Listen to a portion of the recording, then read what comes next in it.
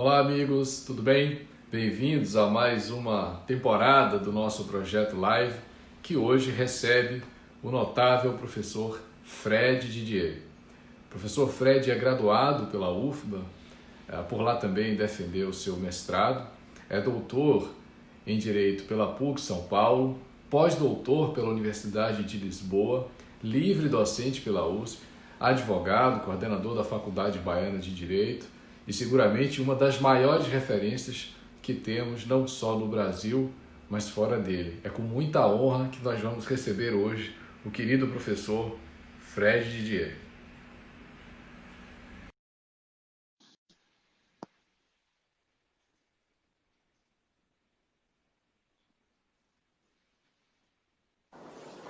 Aê! Fala, meu rei! E aí, meu querido, beleza?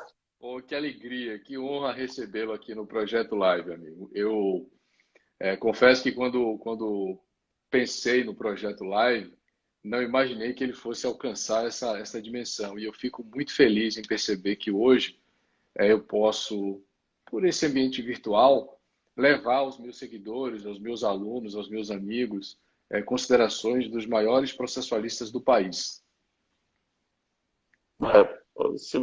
Enfim, se você acha isso, agradeço bastante. Eu?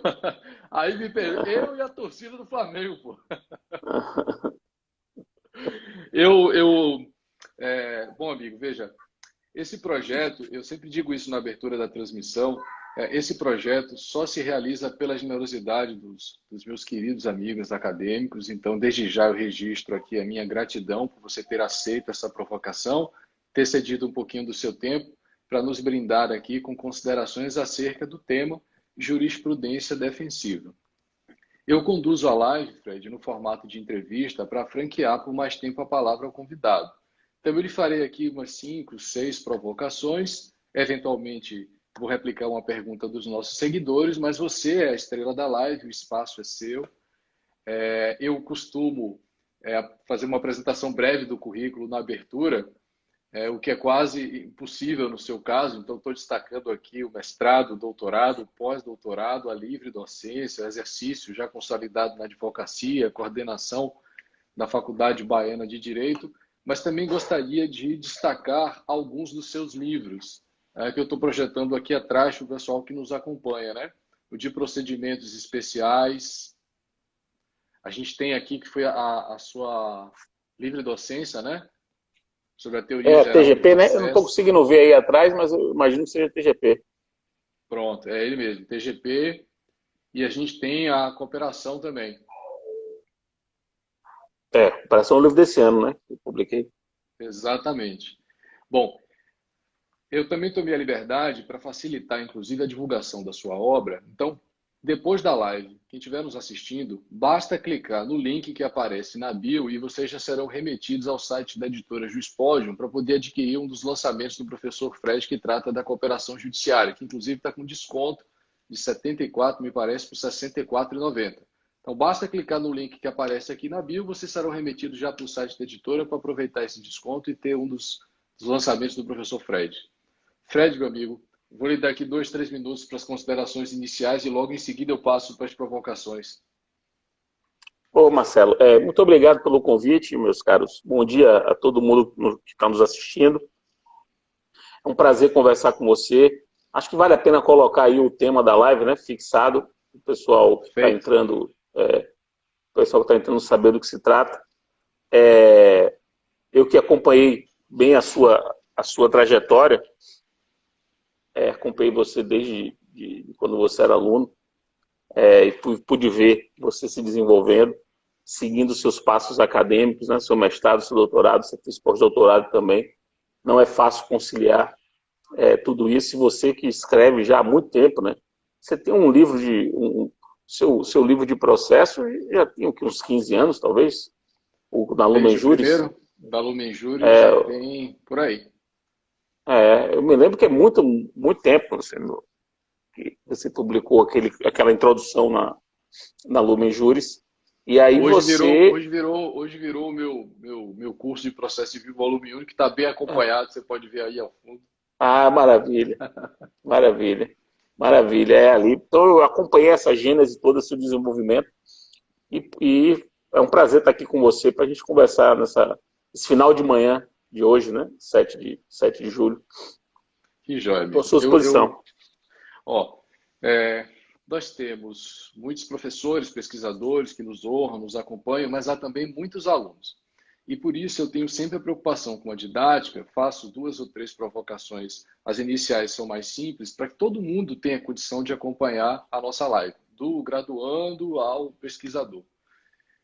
E aí vamos lá. Olhando para a jurisprudência defensiva, que é o tema da nossa live já fixado, o que eu vejo, Fred? A jurisprudência passou de um papel de mera orientação, vai para persuasão, possível vinculação, e penso que houve uma certa releitura, não só do conceito de jurisprudência, mas talvez do seu papel. E aí eu queria lhe fazer uma primeira pergunta. Qual é a importância do paradigma, eu diria, filosófico, para que a gente possa compreender bem o papel da jurisprudência hoje, no CPC 2015? Eu me lembro, por exemplo, na graduação na UFBA, ouvi isso diversas vezes, que a jurisprudência serviria para o bem e para o mal e que em 24 horas você conseguiria evocar jurisprudência contra e a favor sobre qualquer tema. Que ela teria um caráter, talvez, para orientar, no máximo para persuadir, mas não se falava uma jurisprudência que fosse vinculante. E hoje me parece que há uma outra dimensão para a jurisprudência. Eu queria lhe ouvir falar sobre isso. Qual é a importância desse paradigma do novo sistema processual para que as pessoas possam compreender melhor o papel da jurisprudência no CPC 2015? Vamos lá. Primeiro, é curioso que a gente vincule o estudo, isso acontece realmente no Brasil, que a gente vincule o estudo sobre os precedentes, a jurisprudência e o seu papel no direito ao processo. Como se os processualistas, como se saber se os precedentes e a jurisprudência produzem normas jurídicas vinculantes fosse um problema de direito processual. Uhum. Não é. Isso é curioso que no Brasil isso tenha se assimilado cientificamente como um problema de direito processual. Nada obstante, filósofos do direito do porte de Lênio Streck, seu mestre Lênio Streck, inclusive amanhã eu tenho uma live com ele, e Thomas da Rosa Bustamante tenham se dedicado a estudar os precedentes, que verdadeiramente é um tema de teoria do direito. Por quê? E aí eu remeto com a sua pergunta. Compreender precedente e jurisprudência hoje, sobretudo o modo como o CPC disciplina o assunto, o CPC disciplina a formação do precedente e a consolidação da jurisprudência, é preciso que a gente tenha assim, muito, muito claramente a nossa compreensão sobre a teoria das fontes do direito.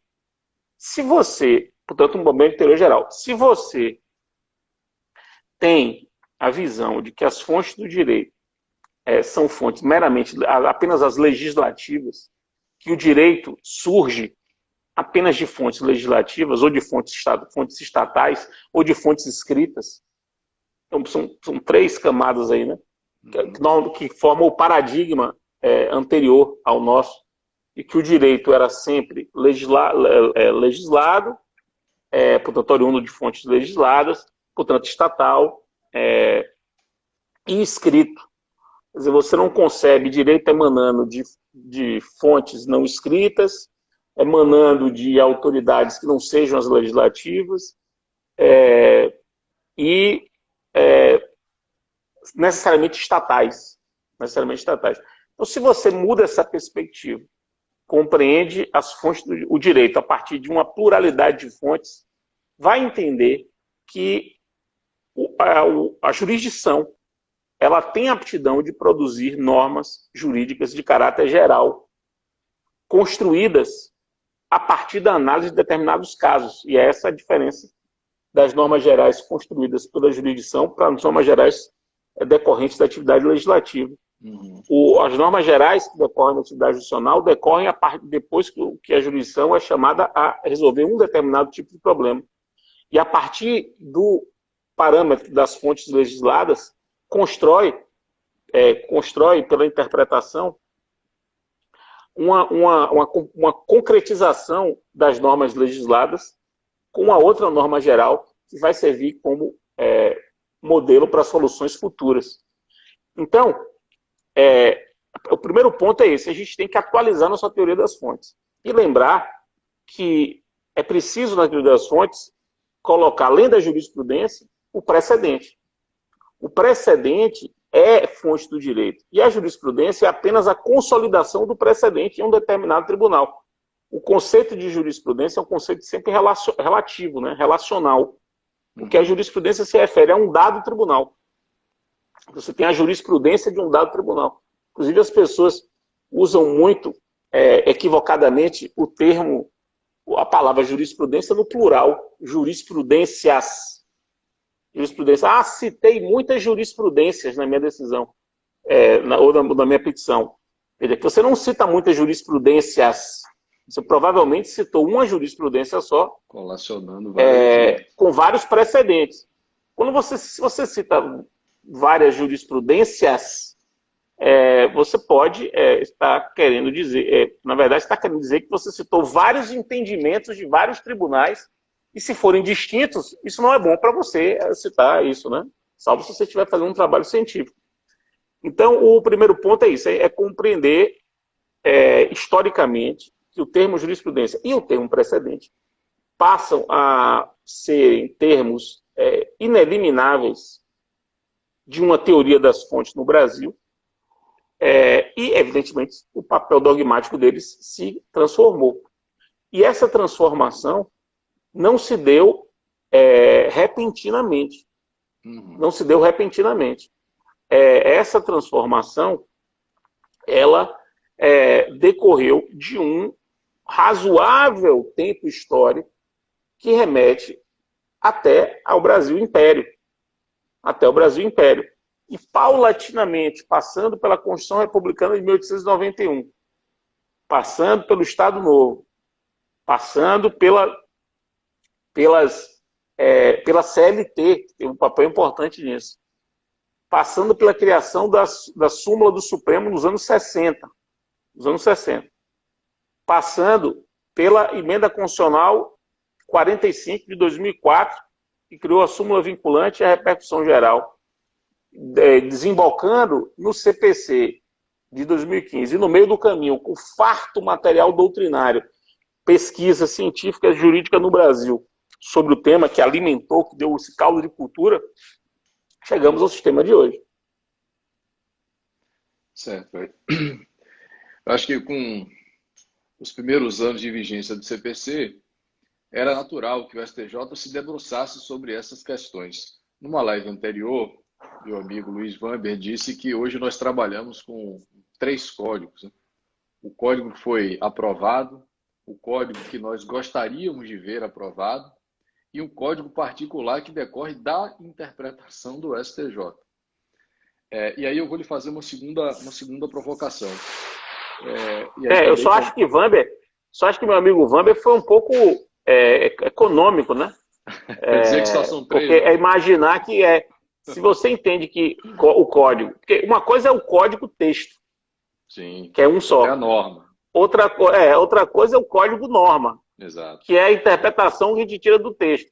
E você imaginar que só há 3 interpretações, foi econômico. Um código de 1070, econômico, é um prudente. O Weber foi prudente. Perfeito.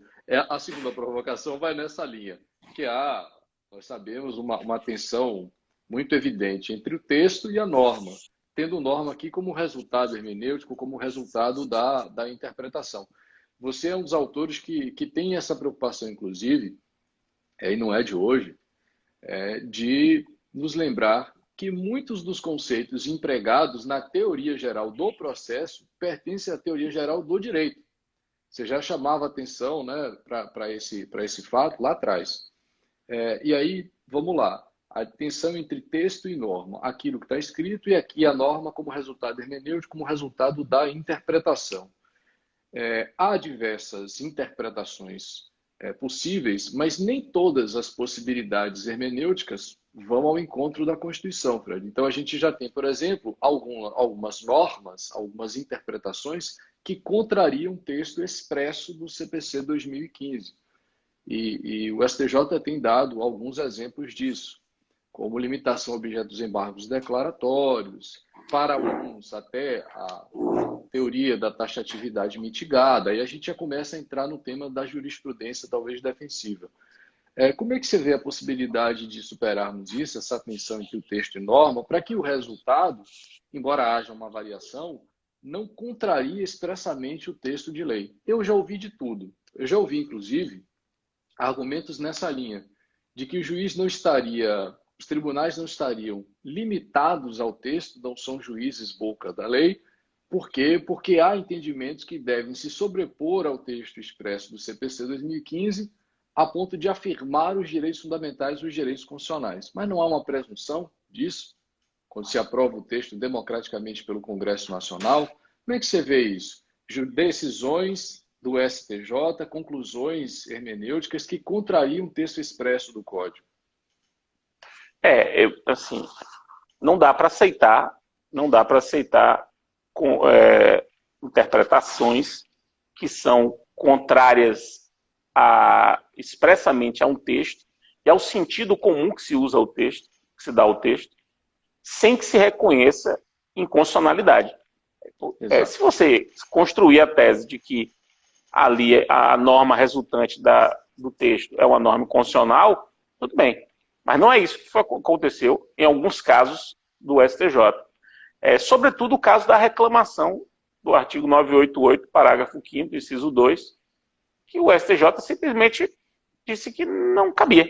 Quando o texto cabia reclamação para fazer valer precedente em recurso repetitivo, quando o texto do Código é expresso nesse sentido. E o STJ não disse que há inconstitucionalidade. Então, realmente é difícil aceitar. Agora, em compensação, meu amigo Marcelo, o meu balanço sobre a compreensão do STJ nesses 5 anos de código, 4 anos de vigência, é muito positivo. É muito positivo. O meu balanço é muito positivo. Eu não imaginava que em 4 anos o STJ já se tivesse debruçado sobre tantas questões, e dado algumas decisões sobre tantas questões. O STJ tem uma vasta jurisprudência, por exemplo, sobre honorários advocatícios e o complexo artigo 85 do CPC. O STJ já se manifestou sobre a atipicidade dos meios executivos, que é uma das grandes novidades, né?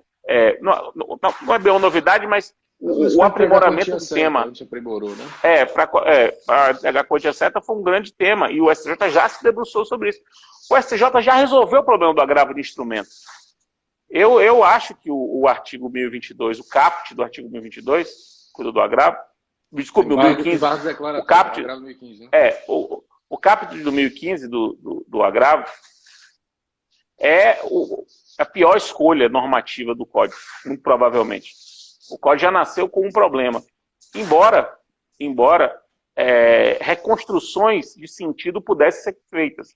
E você sabe que eu defendo isso desde 2015, num texto que praticamente inaugurou essa discussão aqui no Brasil, que eu escrevi com o Leonardo Cunha. E 3 anos depois, o STJ resolveu o assunto. Fez um sistema, tentou dar um sentido. A gente pode até dizer que é uma interpretação com a qual a gente não concorda, mas não é uma interpretação defensiva. O STJ não criou um sistema de jurisprudência defensiva com essa interpretação. Não criou. Estabelecer um regime que as pessoas hoje sabem quando cabe agravo, esse problema deixou de existir. A verdade é que esse problema do agravo já não existe mais. A decisão do STJ já foi uma decisão bem... a gente pode até não concordar com ela, mas foi uma decisão que até resolveu o problema. E não foi jurisprudência defensiva. E o STJ se debruçou e rapidamente resolveu esse problema. Então, a minha análise é que o STJ, no balanço, é mais positivo do que negativo. Embora eu reconheça que há casos de formação de uma jurisprudência defensiva, mesmo pós CPC de 2015, que veio para expressamente combater essas possibilidades. Né? Aí a gente tem um artigo que seguramente está entre os mais criticados e elogiados e que encontra muita resistência, que é o 489, parágrafo 1º, né? É seguramente um dos artigos mais evocados, tanto para criticar quanto para elogiar. Mas a gente vai falar da fundamentação. Sobretudo inciso 4, né?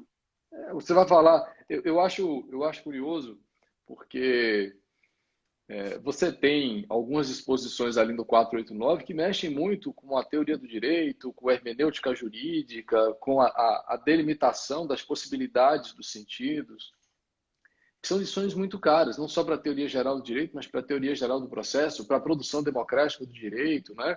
Para a democracia, que são lições que, se fossem apresentadas na abertura do código, você não discordaria. Mas quando são associadas à decisão judicial, você encontra uma enorme resistência.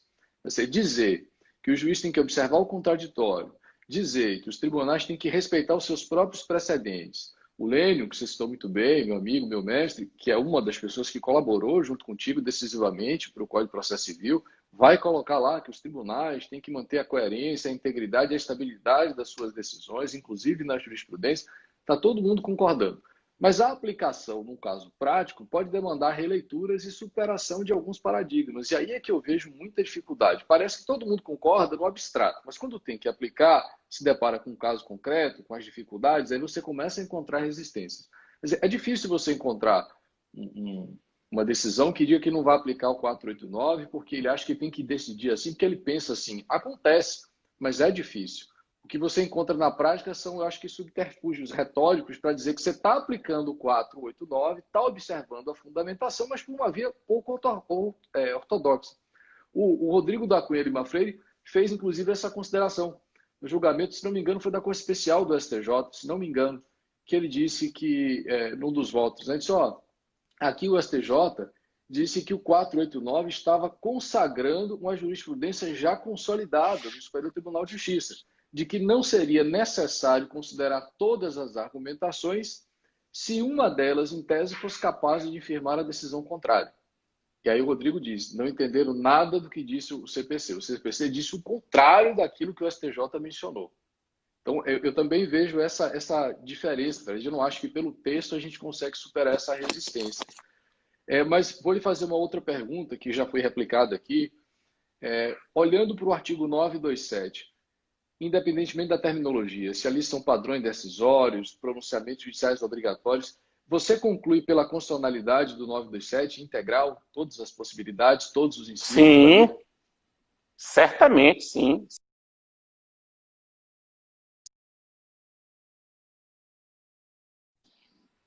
Invoco Calmon, que num texto muito conhecido sobre súmula vinculante, um texto, veja, escrito muito antes, ainda sobre as discussões sobre se seria o caso de ter súmula vinculante ou não, Calmon diz o seguinte, se um tribunal superior, tribunal de cúpula, ele não servir para dar a última palavra sobre a interpretação de uma determinada questão de direito, para que serve um tribunal de cúpula? É uma pergunta de difícil resposta. Né? Muito difícil a resposta. E quando a gente criou o recurso extraordinário, no modelo do controle de constitucionalidade, lá em 1891, veja, se o controle de constitucionalidade é difuso, 1891, Constituição Republicana, sim, e há recurso extraordinário, vamos pensar, se qualquer um pode dizer que uma lei é inconstitucional e contra qualquer decisão que diga que a lei é inconstitucional, cabe um recurso para um único tribunal verificar, que é o Supremo, isso já não aponta para o fato de que o entendimento que o Supremo tiver sobre aquele assunto é para todo mundo? Isso me parece da própria estrutura. Então, o que o 927 faz é fazer uma consolidação. E, no meu modo de ver, uma consolidação exemplificativa. Porque ali você não encontra, por exemplo, precedente em repercussão geral. Que não está ali. Para dar um exemplo. Você mencionou a repercussão geral, inclusive no grupo que você mantém no Telegram, já está com quantos inscritos, Fred? Você lembra? 5.650, mais ou menos. Isso. Você falou da repercussão geral, vou aproveitar o gap aqui, porque nesse grupo que você mantém no Telegram, você já disponibilizou no grupo a atualização do regimento interno do Supremo Tribunal Federal, que traz modificações para o regime da repercussão geral. Vou aproveitar o gapzinho para você falar para a gente um pouquinho sobre isso e atualizar aqui os nossos seguidores. Rapaz, veja, eu ainda não me debrucei inteiramente sobre as mudanças, que foram muito sensíveis. Mas eu acompanhei um pouco a história disso. Eu acompanhei de perto, porque fiz parte da banca de mestrado de Frederico Montedônio, que publicou um livro sobre a repercussão geral pela editora Fórum, foi a dissertação de mestrado dele. Uhum. E essa dissertação de mestrado, isso foi em 2017, provavelmente, 2017, 2018, ela já defendia, com base no CPC 2015, que o STJ, o Supremo, poderia, ao dizer que não tem repercussão geral, Sim. Limitar os efeitos dessa decisão ao caso. Algo do tipo, não conheço pela ausência de repercussão geral, mas isso só vale para esse caso, para permitir que o Supremo possa voltar ao tema quando nega a repercussão geral. Por quê? Porque o que é que acontecia na prática? Se a gente olhar para o código, tanto a decisão que nega a repercussão geral como a que reconhece, ambas suspendem e vinculam tudo. Uhum. Ambas suspendem e vinculam tudo. Então, o que o Supremo começou a perceber? Que se ele nega a repercussão geral, ele impede que aquele tema seja resolvido naquele momento. E para sempre. Porque aquele tema não sobe nunca mais. E às vezes não há maturidade ainda para o tema. Ou o Supremo está com muita coisa para outros temas. Então, para evitar isso, os recursos passavam a não ser conhecidos por outras razões. Uhum. Não conheço por ofensa reflexa, não conheço por falta de pré-questionamento. A jurisprudência se formando para fazer com que os recursos não fossem conhecidos por outros motivos, para não ter que dizer que não havia repercussão geral, porque havia o risco grande de não se poder enfrentar aquela questão no futuro. O que ele chamava de filtros ocultos. Na dissertação ele diz isso. Filtros ocultos ao recurso. Então ele propunha o seguinte, que o tribunal fosse mais aberto, mais claro. Dizendo assim, olha, esse recurso aqui preenche todos os requisitos, mas o tema não parece ser hoje de repercussão geral. Então, hoje não conheço, e só para esse caso aqui. No futuro, a gente pode vir a conhecer. Então, a administração dos casos do tribunal seria mais prudente. E isso inspirou a mudança do regimento interno. Então, o regimento interno do Supremo foi alterado para permitir isso. Que a decisão de não conhecimento por falta de repercussão geral possa se limitar ao caso. É uma espécie de modulação. No sentido amplo, né? É uma espécie de modulação no sentido amplo.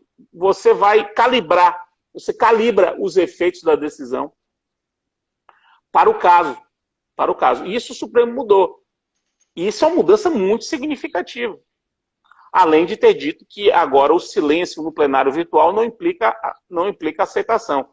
O silêncio no plenário virtual implica abstenção, ausência de julgamento. A OAB bateu muito nesse ponto, né? O silêncio não é anuência, o silêncio é abstenção. Isso foi, parece que, devidamente corrigido.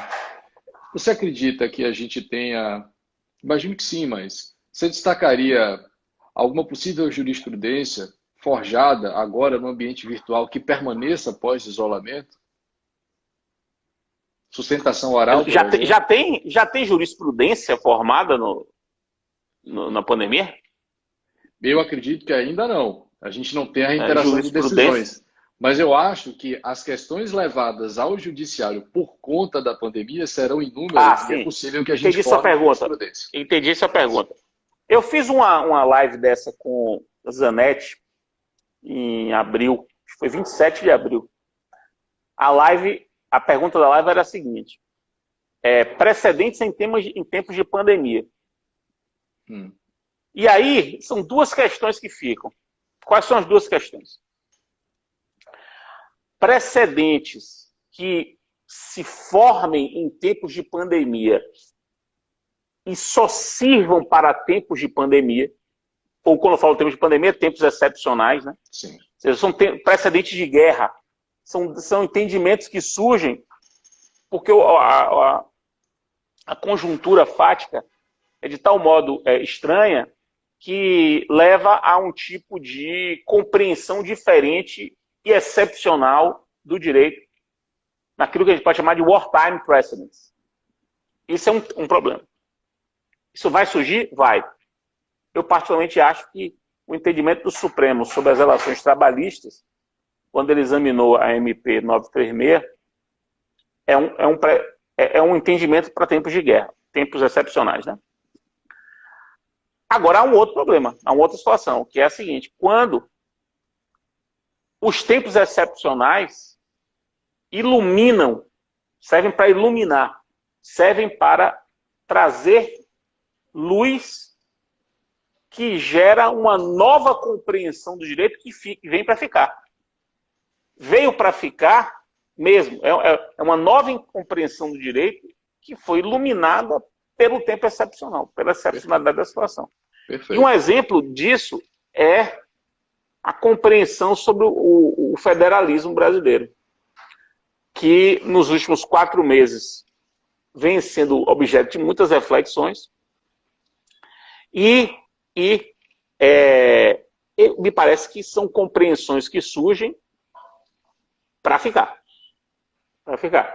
Não são de ocasião. Então, eu distingo essas duas situações. É importante distinguir essas duas situações. Tem questões sobre as quais o Supremo Tribunal Federal não tinha se debruçado ainda. Essa da competência talvez seja um grande exemplo, né, que vai ficar, seguramente.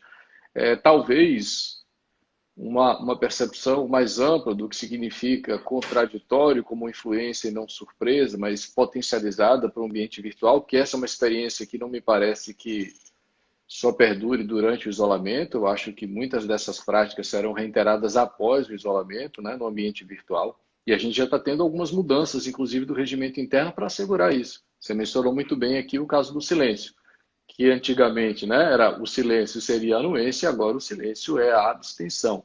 A OAB bateu muito sobre isso, bateu muito nisso.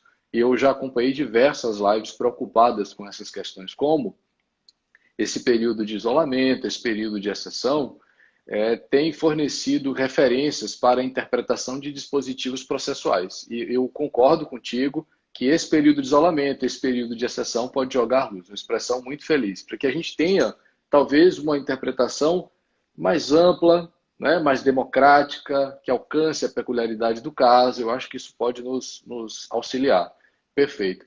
Uma outra questão sobre a qual eu gostaria muito de ouvir sua opinião foi a do IRDR, né, a aplicação do IRDR no STJ. Por quê? Porque antes disso ser debatido, você já vinha defendendo o seguinte: não há previsão expressa, mas isso não significa que se vede a possibilidade de utilização do Instituto pelo Superior Tribunal de Justiça, o que posteriormente acabou acontecendo. Mas você tinha antecipado isso, então eu queria que você falasse sobre esse tema também, Fred. É isso. A gente defendeu, eu e o Leonardo Cunha, no volume 3 do nosso curso, nós defendemos a possibilidade de IRDR em tribunais superiores, sobretudo para as causas de competência originária, sim, e para os recursos ordinários, né, desse tribunal. Porque tanto as competências originárias como os recursos ordinários não estavam abrangidos nos recursos repetitivos. A gente defendeu e a gente foi convencido sobre isso. A gente, inicialmente, lá no primeiro momento da nossa reflexão, a gente não iria admitir isso. Só que aí a gente foi sendo convencido, sobretudo um texto de um conterrâneo nosso, o professor Edilton Meirelles, que dialogou, defendeu isso, e a gente foi percebendo que realmente estava sem base normativa para defender o contrário. E aí nós propusemos isso no curso e o STJ encampou a ideia, exatamente como a gente propôs, que eu acho muito bom. Falando em encampar a ideia, no voto da ministra Nancy Andrigues, voltando aqui para a taxatividade mitigada do artigo 1015, Aí me permita, mas não sei exatamente o que significa taxa de atividade mitigada, né? Mas observando o voto da ministra Nancy Andrighi, é curioso. Por quê? Porque eu penso que é um voto muito bem construído. Ela vai evocando as diversas possibilidades, as contribuições da doutrina. Há uma extensa referência ao que você estava construindo, né? De uma interpretação talvez, né, analógica, extensiva, para pegar casos semelhantes, embora ela diga que não vai adotar essa sua proposta, há uma semelhança enorme entre o que você estava propondo e o que ela, ao final, vai concluir Não, como mas taxatividade me mitigada. E permita, aí eu queria que você fizesse me a permita, diferença. Por favor. me permita. Ela realmente, aquilo que eu lhe falei, o tema, a gente pautou. A gente pautou esse tema em 2015 naquele texto que a gente publicou na Rep. E aí Certo. muita gente se manifestou sobre o assunto, e aí cada um concordando, discordando, etc. A nossa compreensão era de que era possível, a partir de incisos do artigo 1015, construir interpretações por analogia. Exato. Situações que se encaixassem, não, situações que tivessem a mesma ratio para a recorribilidade dos incisos 1 ou dos incisos do 1015, poderiam ser recorríveis se você conseguisse fazer esse confronto. E a gente usou o exemplo da decisão sobre competência, da decisão que rejeita negócio processual. Aí o tempo passou, as discussões foram sendo construídas até que um orientando meu do mestrado da Federal da Bahia, quando ele entrou, eu achei que, como era mestrado, e naquele momento específico, o tema da recorribilidade das interlocutórias era um tema importante. Gabriel Gonzalez, o nome dele, Gabriel Gonzalez. E aí ele escreveu um livro que se chama Recorribilidade das Decisões Interlocutórias no CPC 2015. Este livro, de um orientando meu, em que ele discorda de mim. Por quê? Porque ele defende que a minha ideia é boa, mas é insuficiente. Porque, para ele, ele defende que deverá caber agravo no instrumento sempre que a apelação se revelar inútil. E mostra, ou seja, ele pega o parágrafo único do 1015 e extrapola. Foi esse entendimento que o STJ encampou, expressamente, inclusive, citou expressamente, Gabriel. Então, em alguma medida, eu me sinto contemplado, porque foi um orientando de mestrado meu, muito jovem, que ousou discordar do seu orientador e mostra coragem e mostra a vivacidade do programa aqui da UFBA. Coragem de um lado dele, porque não é todo mundo que no mestrado bota a cara para bater e discorda do seu orientador, que por acaso é um autor bastante lido, como você sabe, pessoas leem o que eu escrevo, e é uma coragem. E a vivacidade do programa de permitir... Coragem é não ler o que você escreve, pô. Não, coragem... O cara está completamente perdido no meio processo. E a vivacidade do programa de ter permitido que florescesse uma ideia nova, contrária à ideia do orientador, e que gerou gerou uma mudança, uma consolidação, a solução de um problema. É isso que é importante deixar claro. Um problema foi resolvido, encampando essa ideia. Então, que impacto incrível, né? Eu acho que esse caso diz muito do seu orientando, hoje mestre, mas também diz muito de você, né? Porque nem todo orientador lida bem com o confronto e nem todo orientador enaltece da forma como você fez a vitória, a conquista, o amadurecimento dos seus orientados. Então, eu acho que isso é uma coisa tão evidente, você, né? É uma coisa tão evidente. A minha felicidade pelo sucesso das ideias dos meus alunos e alunas é uma imensa felicidade, uma enorme felicidade. Porque o jogo da ciência é esse. O jogo da ciência é esse. É você cultivar, dialogar, tentar convencer e ser convencido. Com liberdade intelectual, né? Mas com a disciplina da orientação. O orientador ele vai orientando, vai vai disciplinando para que as ideias floresçam. Pô, isso é sensacional, isso é incrível.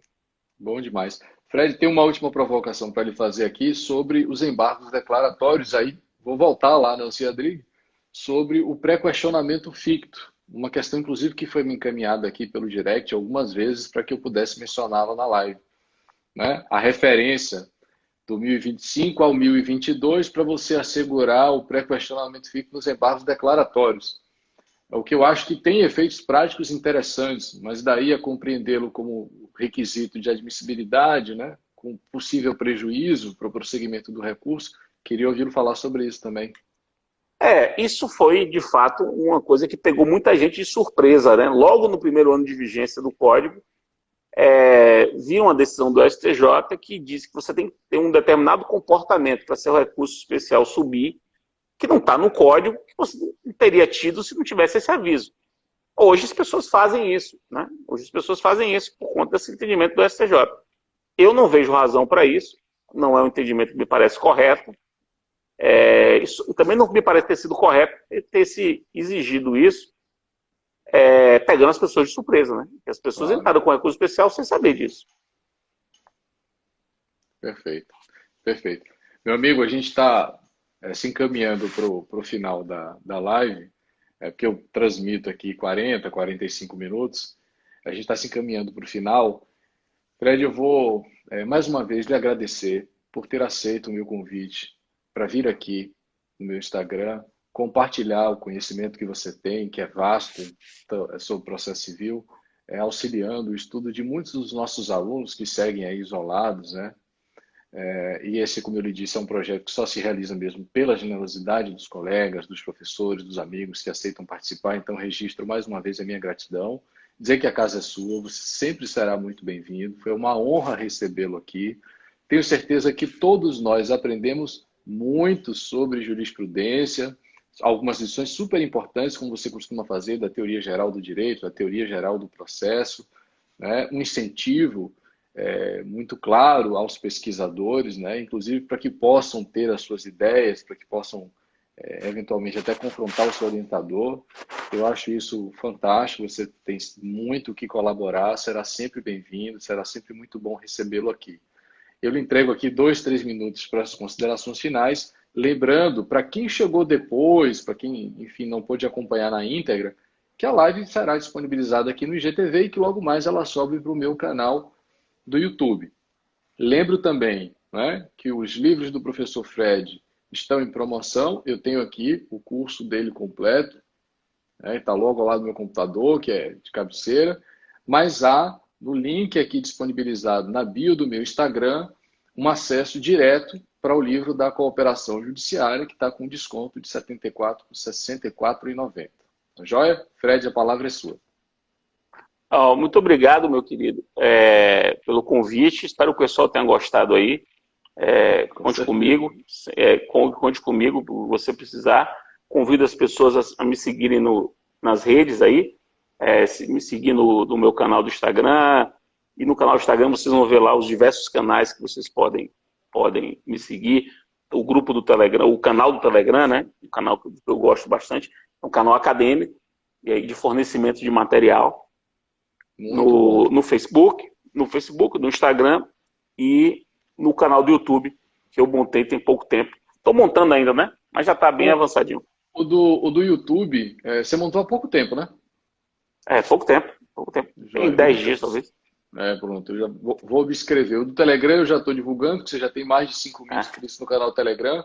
É um canal voltado para academia, para pesquisa, você compartilha muitos materiais para manter o pessoal atualizado. Vale demais também acompanhar o professor Fred pelo canal do Telegram. É uma plataforma que eu gosto, porque ela complementa, né? Cada rede social tem o seu, digamos assim, a sua função. O canal do Telegram cumpre uma função de atualização acadêmica, de material. Eu todo dia eu forneço um material, um texto, um artigo, uma notícia de um julgado. E aí você vai montando uma espécie de biblioteca, né? Porque essa também é uma vantagem do canal do Telegram. É verdade. Acho que a gente devia ter, inclusive, uma biblioteca. O YouTube talvez sirva para isso, agora o GTV, mas uma biblioteca de lives, porque Você já recebeu Ah, eu tô levando Daniel as minhas, eu tô Mitidiero? levando as minhas pro YouTube. É, pô, tem que fazer, porque aquilo Você depois vai vira um ver material que de pesquisa fantástico. as minhas no YouTube, vocês vão ver lá. Já tão, as lives todas, eu só não subi as de ontem com o Talamine, mas tá para subir. E aí você vai arrumando, tem uma diagramação lá e fica realmente como um material de aula. Por exemplo, eu recomendo muitíssimo que as pessoas que assistiram essa live de hoje assistam a live que eu fiz com o Zanetti sobre precedentes em tempos de pandemia, que está lá no canal do YouTube, e a com o Mitidiero, sobre É, reclamação, que está dentro exatamente. desse contexto aqui que a gente conversou. Verdade, verdade. Duas brilhantes lives. Assisti as duas e recomendo demais também. Depois eu vou disponibilizar. Já está no YouTube? Essas duas lives já estão no YouTube? Tá, então estão lá Bom, já. Estão e lá. depois eu disponibilizo para o pessoal que está nos acompanhando aqui. Eu deixo o link, né? Se você quiser ter acesso ao material do professor Fred, já pode seguir lá aí pelo Instagram, pelo canal do Telegram, pelo YouTube. No destaques do Instagram, aqueles destaques que aparecem no perfil, tem um destaque para cada uma dessas coisas aí. Então, um destaque para o Telegram, você aperta lá, já vai direto. Tem um destaque para o YouTube, tem um destaque para o academia.edu, que é uma outra coisa, né?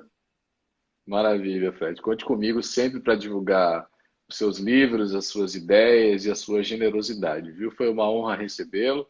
Tenho certeza que todos nós aprendemos muito. E eu espero recebê-lo aqui outras vezes, porque eu penso que você tem muito a dizer.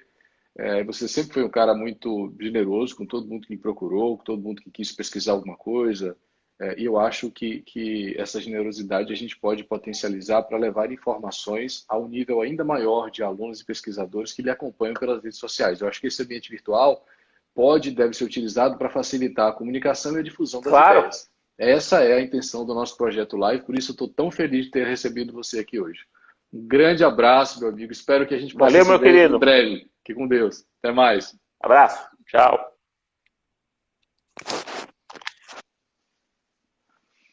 Pessoal, encerramos aqui o primeiro episódio da quinta temporada. Eu conversei com o professor Fred Didier sobre jurisprudência defensiva. Para quem está nos acompanhando, não esquece de procurar pelos livros do professor Fred no site da editora Juispódio, para segui-lo no canal do Telegram e, obviamente, também para acompanhá-lo pelo Instagram. Lembrando que tanto o professor Fred quanto eu disponibilizamos as lives não só no GTV, mas no canal do YouTube. Embora a gente tenha começado hoje, eu vou dar uma pausa aqui na quinta temporada, porque essa semana a gente tem o evento em homenagem ao centenário do imortal Calmon de Passos. O segundo episódio a gente vai viver na semana que vem com ninguém menos que Daniel Mitidiero.